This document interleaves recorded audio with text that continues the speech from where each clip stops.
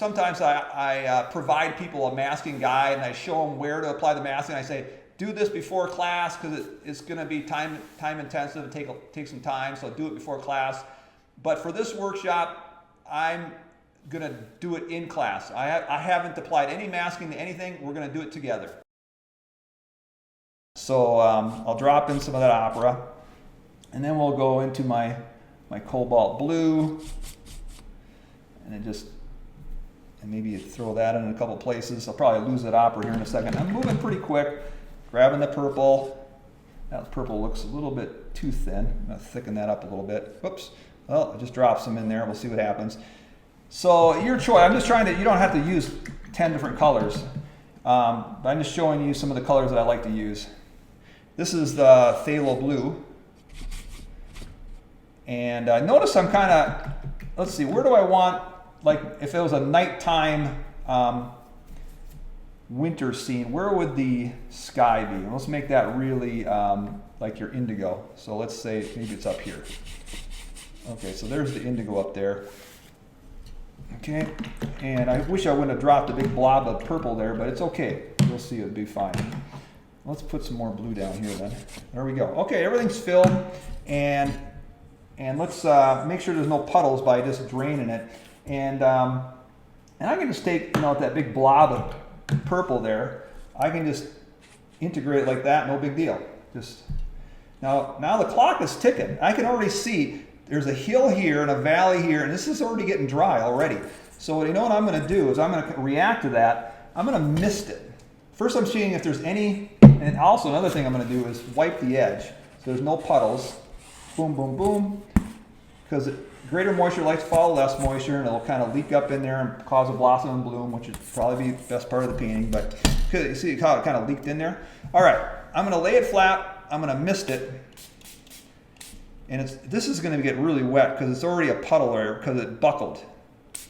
That's just the way it goes. That's just what watercolor want to do. So I misted it so it's not all dry. I'm opening this up, and I'm going to sprinkle it on there, trying to get it evenly. Sometimes I forget the corners, so I'm trying to get around the corners. Okay, and in that outline I gave you, I said if you want to do the salt slide, let it sit for a minute. Well, a minute is way too long. I should have said let it sit for a few seconds, not a whole minute. 60 seconds is way too long. So we'll just let it sit for a few seconds, and then you have to decide how, if you want to tilt it and try and make it move like that. You have to decide, how far do you want it to move? What kind of how much do you want it to move? I'm going to go ahead and start tilting it, and I'm going to say this is going to be my sky, and so I'm going to flip it, and I'm going to tilt it this way. And right now it's tilted like so. This is flat, and this would be like a 45, right? So this is like, I don't know, 30. And we can see, let me just, a little flat already, you can see the salt having an effect. It's already picking up the paint. I'm going to tilt it this way. And watercolorists are kind of a crazy bunch, right? Because they just like to sit and watch paint dry. And I'm going to sit here and just watch paint dry.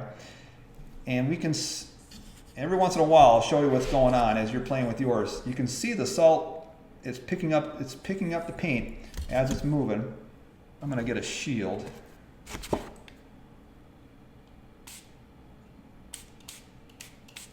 We'll see what happens. Now that, I misted it there, and it kind of, now you can see the red kind of running down a little bit. Maybe get rid of that edge. This was a little thicker paint. That indigo you saw was a little stronger, and these were a little thinner. It'll be interesting to see what happens. I hope you're enjoying this lesson. I'd like to take this opportunity to invite everyone who wants to improve their painting skills to my free masterclass, where I'll share even more watercolor painting hacks. Click the link in the video description to register for free. See you there soon.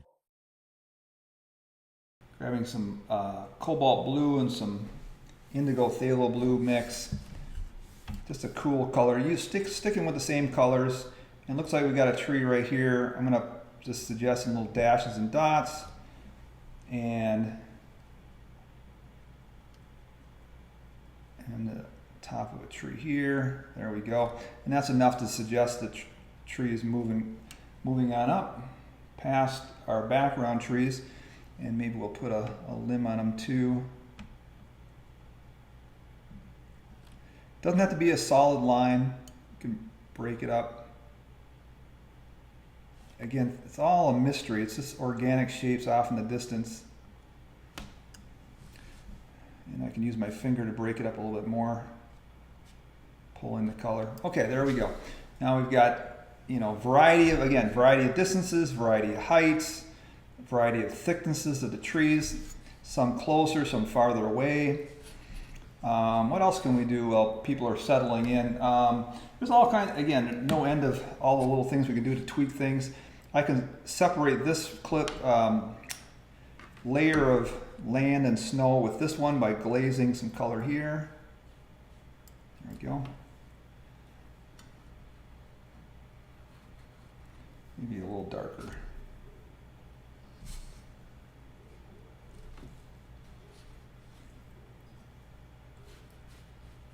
Let's fade that out. I got two brushes I'm working with. One brush drops in the paint, one brush to integrate it. And it looks so nice and perfect, so I'm going to break it up with some spatter. So I'm going to just shield this and spatter some water on it. And just, break it up with some texture.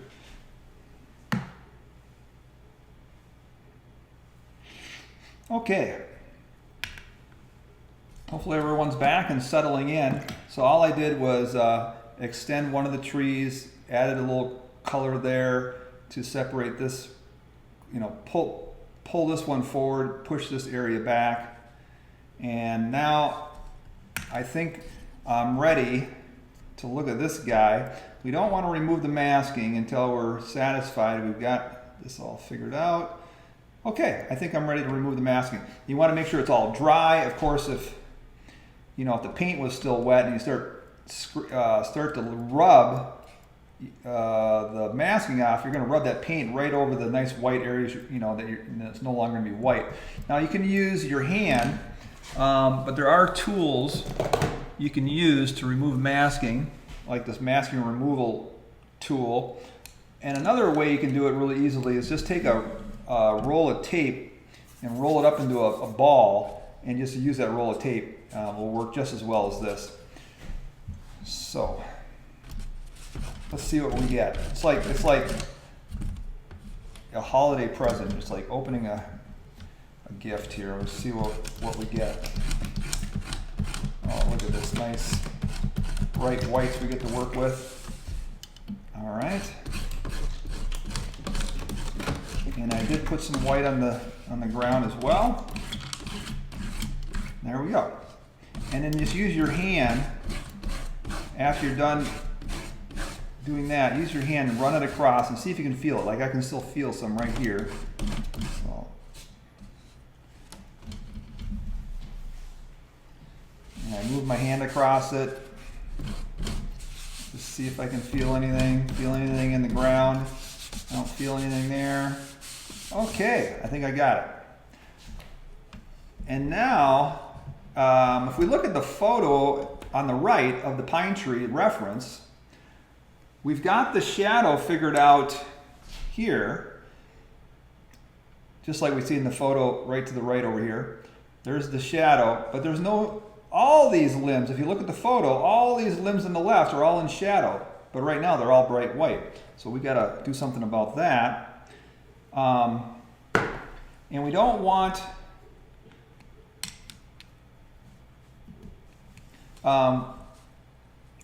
the colors to change too quickly. So we want to try and get these shadows of these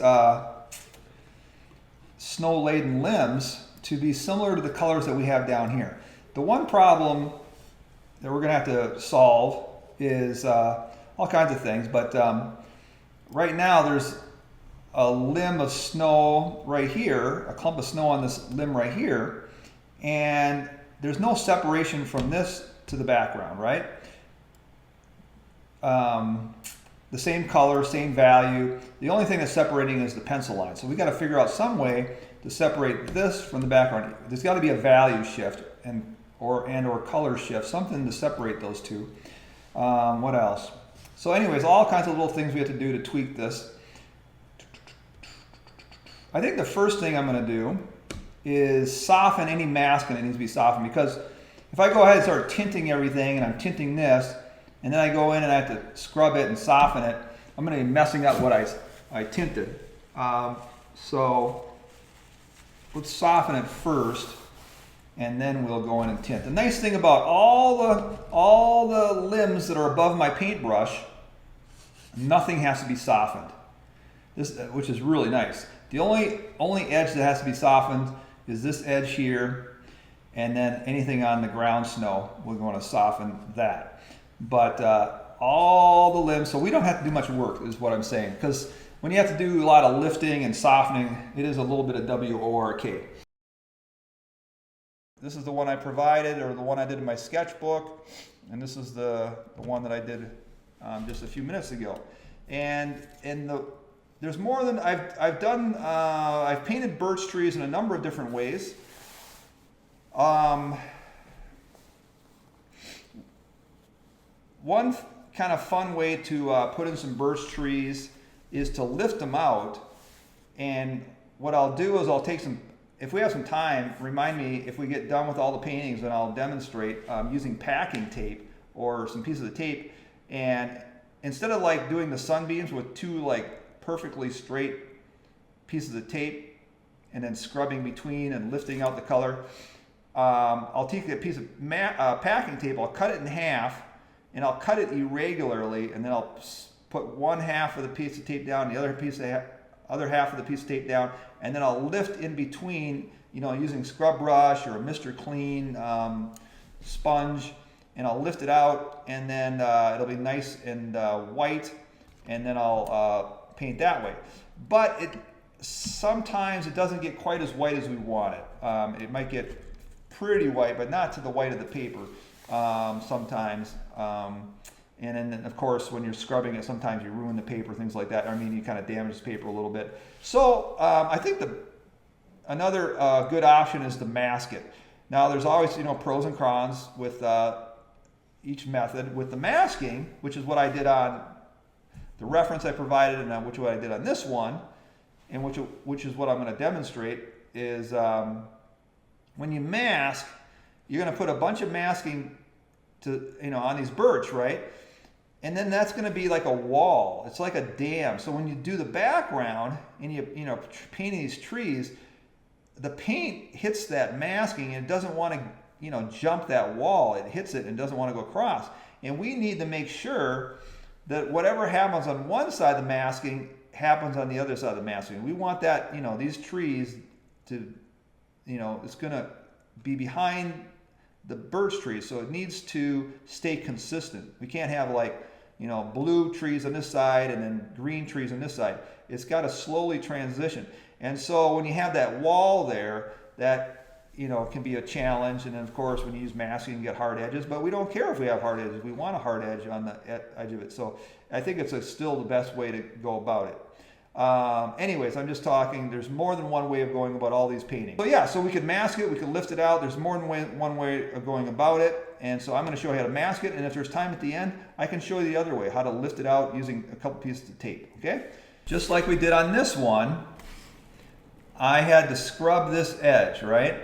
I wet it, and then I tickled it, I scrubbed it with a stiff brush, and I did the same thing, I think down here maybe a little bit, is I wet it and then I scrubbed it a little bit to kind of integrate it and to soften the edge, okay? So same thing on this. There's all these highlights in the ground, and I might not do it to all of them, but I'd like to, at least the ones that are closer to me, which these are already done, and this really bothers me. It looks like a white snake or something just kind of running down my hill, right? And it really needs to be softened. And I think I'm going to soften this guy too. I'm going to leave this edge hard, and as the sun is hitting this bank and it's kind of curving, this bank is curving, this edge is I'm going to make it soft. I'll leave this one hard and I'll soften this one. So how am I going to do that? I'm going to, just like I did in the small one, small pine, I'm going to take a wet brush and I'll just wet this area, and it's Fabriano. So if I keep on wetting it and scrubbing it, it's going to reactivate that paint and it starts to lift all on its own.